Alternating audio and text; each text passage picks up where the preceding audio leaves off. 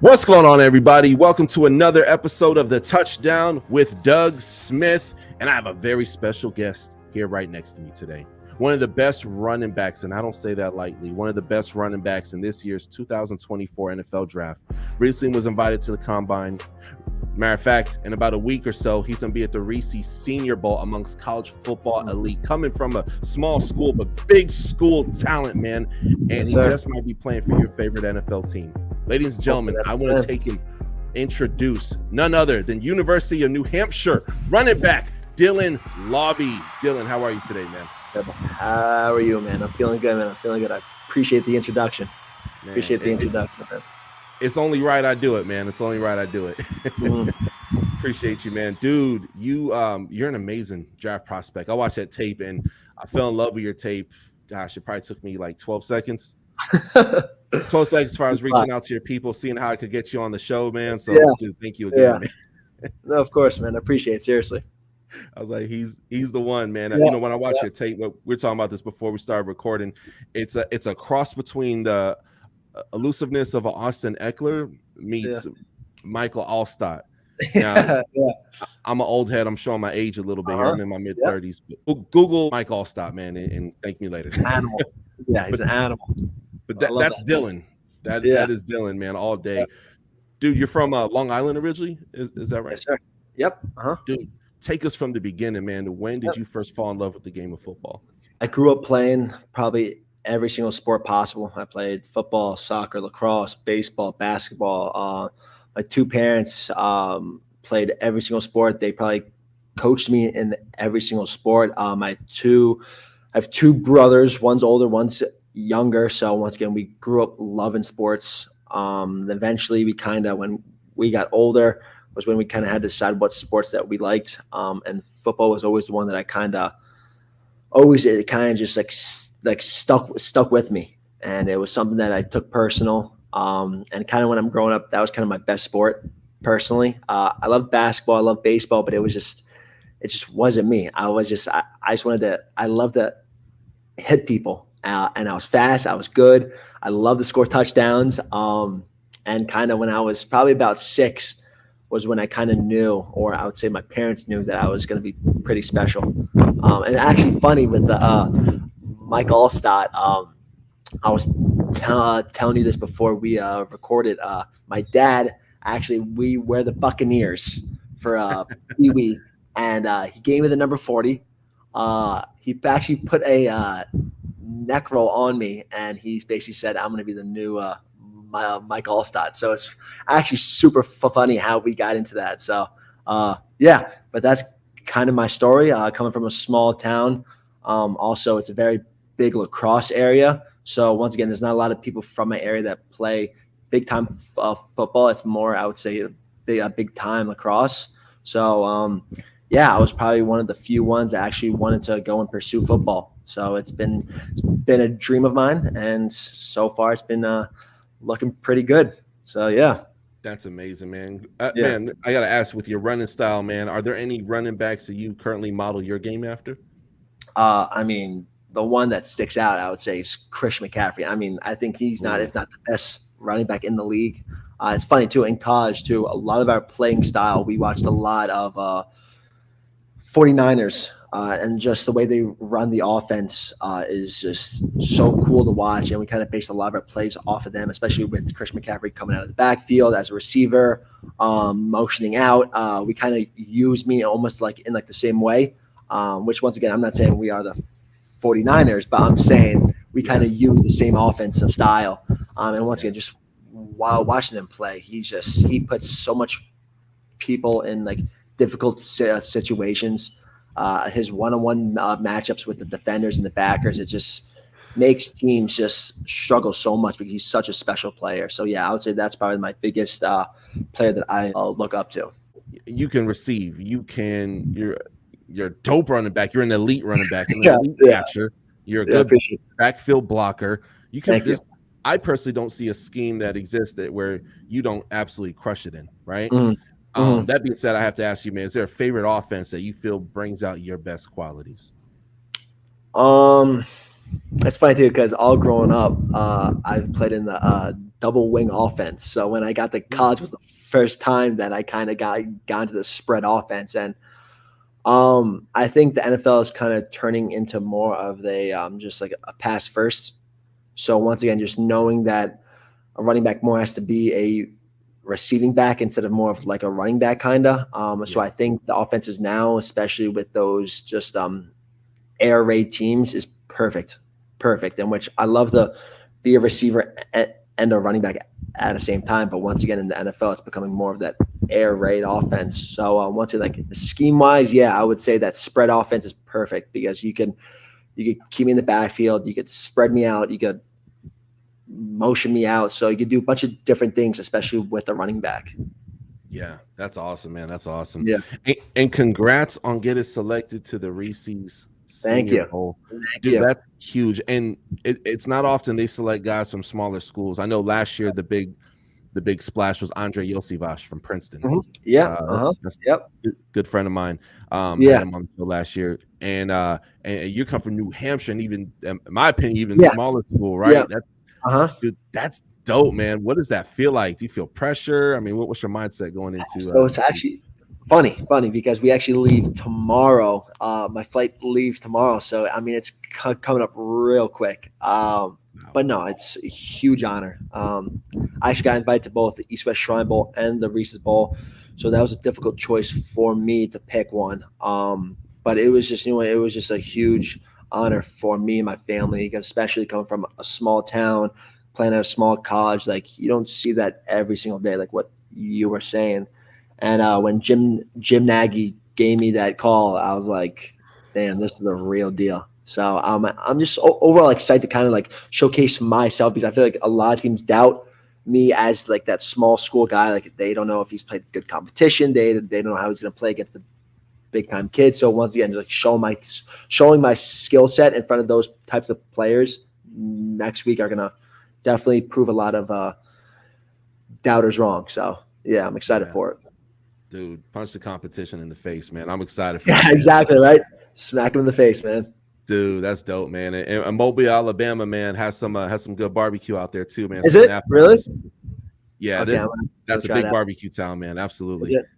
Yeah, they were saying that Mardi Gras started there, so they're very, very big on that. I guess on Friday before the game, there's a big giant parade and they like a whole like celebration, and they claim that New Orleans stole it from them. So I was like, okay, I won't say anything. So yeah, no, my wife's from New Orleans. I had to tell her that. She was shocked, but yeah, there's a big feud going on between those two states. So cool, man. Obviously you got the combine coming up next month as well too, which is huge. Like we see people's stock shoot through the roof, man. What are some things that you're doing right now to get ready for the combine and ultimately take your skill to the next level? Yeah, it's cool but like once again, I didn't realize how close they were kind of like back to back. I thought I had a little bit more time, but once again, it's super cool experience. Once again, I think it's the last week in February, and I think the running backs are like March 2nd or something. So they say it's an awesome week. It's such a cool week, and I'm training here down in Fort Myers, Florida, a place called X3. I think out of like the 40 guys, I think 25 of us got the combine invite, so we're all coming as like a group there. So a lot of cool competition here. There's 3 other backs here with me, and all 4 of us got the combine invite. So once again, we're competing every day with each other. But it's we're doing a lot. I think every single day is something different with the combine. We're doing our 40s, and it's so cool how you see like every single thing, especially in the combine, is not really about speed and all that stuff. It's about your technique, and it's so precise with your steps and every single thing. Because if you miss one step, or your step is too slow or not powerful enough, it just decreases your time in every single thing, from the shuttle, from the 40, from the L drill, from your broad jump. Like there's so much things that go into every single thing, and it's like crazy that like you think you're just supposed to like run it, but there's so much that goes into every single thing. So yeah, crazy. That's Crazy. amazing, man. And I was listening to another podcast you did with I think it was Sick Yeah, Podcast. yeah, I think yeah. that was a dope interview, man. Shout out to that Thank guy. you. He did a Thank great you. Yeah, job. yeah. Yeah, it was Um, cool. you were not really highly recruited out of high Yep. school, right? New Hampshire pretty much offered you on the spot. And Uh-huh. then, of course, fast forward, man, you done had a 600-yard game, college football royalty right here, Yeah. right? Yeah. And then taking even a notch, you got, we just talked about the combine, and then you got the Reese's Senior Bowl coming up, right? Do you feel like you have a chip on your shoulder? 100%. It's funny because like all this stuff too is like still like super like surreal to me, and like it still hasn't like hit me yet. But once again, like I'm still that same person that got that one offer out of high school. Still was always doubted throughout college, even still now. So like I still got that chip on my shoulder. Like I got to prove every single person wrong because once again, I think my whole career, especially in the NFL, now it's gonna be the same thing. It's gonna be that chip on my shoulder. Everyone's gonna be saying, "Hey, what if can he do that? This." So I think once again, I got to prove everyone wrong every single day.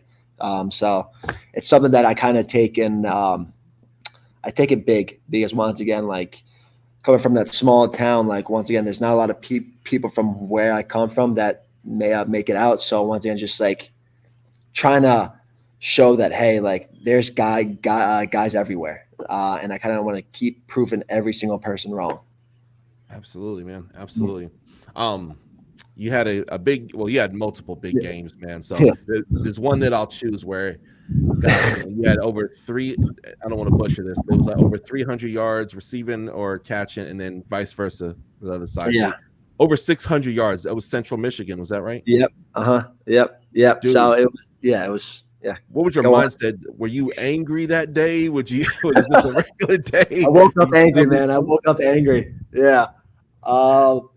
No, I think it was just our game plan kind of heading into that week. And once again, like from a small school, you play that one big school team because they pay you to play them. So once again, I think our whole team had that chip on our shoulder, like, hey, like we can beat this team because we've played Pitt, we've played Western Michigan, we've played at FIU, we've played all those bigger schools. And I think going into those games, we're like it's gonna be a tough game. But this game, I don't know what happened to our team. Like we had so much confidence going into that week as a team. Like, hey, like we can win this game. Like I don't care what anyone says. Like we have a shot to win this game.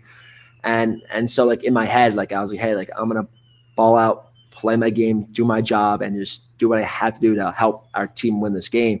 And our whole week was like, hey, Dylan, like we expect you to be in the slot. That one-on-one matchup with the safety, a backer, and just, hey, if you beat them, I'm telling you, it's gonna kill this team. And once again, I think I had 12 catches for like 295. So it was a pretty special game. And listen, it was back and forth. It was such a crazy game because it was funny. The crowd would erupt because it wasn't packed, but I think there was like 25, 30K people there. So when they scored, the whole place went crazy. And then once again, I think we were down by 7 with like 4 minutes to go. I got this little swing route. I scored, and the crowd, it was you could hear a pin drop. It was so quiet in there, and our team went crazy. It was 42-42, which ended with them hitting a game-winning field goal. But once again, like that game, like boosted our confidence a lot. So it was such a special game for us. That's amazing, man. You know, you think back from the time when you were on Long Island and you got your first handoff as a running back, right? Yeah. To that game right there. Completely different. They'll make a movie about you one day, my friend. Hopefully. You're magnificent. Yeah, thank you. That's too funny. But yeah, it's crazy, man. That's crazy. Man. What was your biggest lesson while being at UNH? Enjoy everything. I mean, I think everyone kind of says that too because your time does fly by. And I was there for almost 5.5 years, I'm pretty sure, where like because with COVID, I redshirted. And I mean, we weren't a team that took a lot of transfers too. So we were a very close team. So I was with the same guys for years. And I mean, they are my best friends. I mean, I've been with them since I was 18 to now 23. So like I grew up to a man with them, and just seen us grow and seen us grind. I'm telling you, there's no other sport like football where like you build a family with them, and a lot of people take everything for granted. Which like with the time I spent with my teammates, man, it was super special. And once again, I would say don't take anything for granted, because once again, like it does fly by. So, but I had a great time with them. But I think at that time I'm kind of ready to move on now. So yeah, move on to the next chapter. Absolutely. Yeah, right. With the draft, it's creeping up on us, man. A couple days, it's going to be February. All right, it's been like this. It's going to go, and then February will turn to March. March will turn to April, and then boom, it's the month of the draft. Next season, yeah. Definitely. Once your name is called, man, what is that feeling gonna be like for you? I have no idea, to be honest with you. I like it's. And you know, it's like all that stuff is always in the back of your mind. I don't care what anyone says. I don't care what any prospect says. That stuff is always in the back of your mind, because your dream growing up is to be drafted and be in the NFL. And one of my goals was always to be, hey, I want to be drafted. That's my goal. I don't care, like whatever it takes. I will get drafted. And when that day comes, I have no idea. It's gonna be such an emotional day. And I've been thinking, like, do I have all my friends come? Do I have all this stuff? But I think I just want to have just me and my family, and we just sit down, just enjoy the day, enjoy the moment. Just once again, like, it's been me and my family since day one, and I can't thank them enough, with my brothers, my parents, and like they've been there since birth. So once again, like, yeah, I mean, I have no idea what's going to happen. Like, I don't know if I'm going to be screaming. I don't know if I'm going to be crying. I don't know if I'm going to be, but I'll tell you this, I'm going to be smiling all day. Smiling all day, because that's a dream that will definitely be completed, man. And if it happens, it happens. But I'm striving for that. But once again, I'm taking one thing at a time. So we got the Reese's Bowl, Combine, and the Pro Day, and then Draft Day. So yeah, absolutely, man. Once you are selected, man, whether it be a situation where it's UDFA, day 1, day 2, day 3, somewhere on the spectrum, man. There's a lot of eyes on you already, and that's about to change within the next 2.5 weeks, man. The plan, man. That is the plan. And when you are selected, man, and you know, year 1 takes and happens in the NFL, what would be some of your goals once you are selected by a team? Once again, I think I want to prove to everyone, that the whole staff that picked me, that I can't compete at that level. Once again, I think my goal is to be a starter and to play and to make the team, obviously. But once again, if it's not on offense, I want to start on special teams, because once again, I've played special teams my whole life too. Like, I want to be an asset for the team in any way possible. If it's on offense, special teams, as a returner, as a receiver, I don't care. I just want to be on the field helping my team win. So once again, I just want to prove to them, once again, that I'm able to play at that level. So that's my biggest goal for that. Absolutely, man. And then one of my last questions here, man. Of course. Man, receiving, you got it down pat. Running the ball, blocking, special teams, kick returner. Like, you had a 100-yard kick return, I saw, man. Like, you've done it all. There's not a place on offense you haven't touched. If I say, hey, be quarterback, I wouldn't be surprised if you chucking touchdowns, you know. Listen, I had one career throw. It was my redshirt sophomore year against JMU. It was a fake snap to me. I got it. I was supposed to throw it downfield to like our tight end. I threw it probably, I'd say 30 yards or so. A pick. It was the worst throw in the world. It was terrible. So I'm 0 for 1 in my career with one pick. It was terrible. So you know what? I'd say no QB. So that's probably the only position. Leave that one off the table, man. Yeah, right. Exactly. But I tried. You'll get the next one, man. You'll get the next one. Yeah, right. Exactly. Who knows? I want to ask you, man, for NFL teams doing research about you, man, they see the film, they see what a great guy you are, but what's something you want them to know about you that perhaps they may not know already?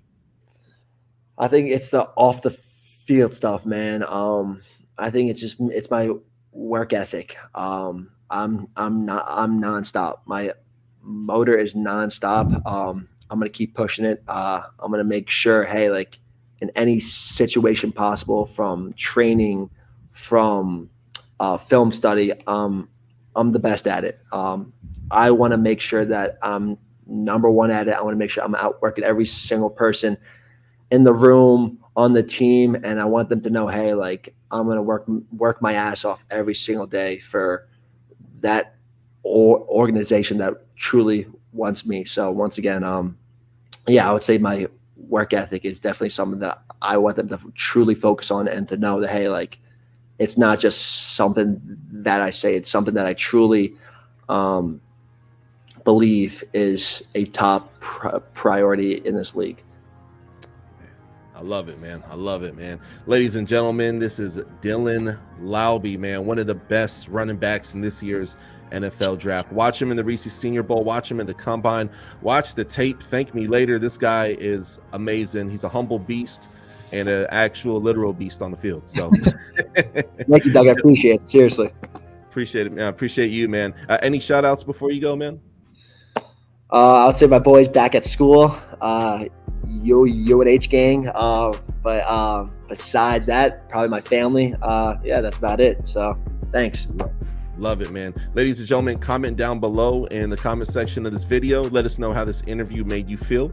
Also, as well, I have all the social media stuff down below in the description of this video, where you can give him a follow, get inspired, and get your popcorn out, man, because it's absolutely entertainment when he plays. And again, this guy is a beast. Austin Eckler meets Christian McCaffrey meets Mike Alstott, man. Yes, sir. He's that guy. He's him, as the young folks say. So time to go, baby. Yep, exactly. Thank you for watching another episode of the Touchdown with Doug Smith, where we have exclusive NFL content and exclusive NFL interviews. Be sure to hit that like and that subscribe button. Follow us on social media. See you on the next one.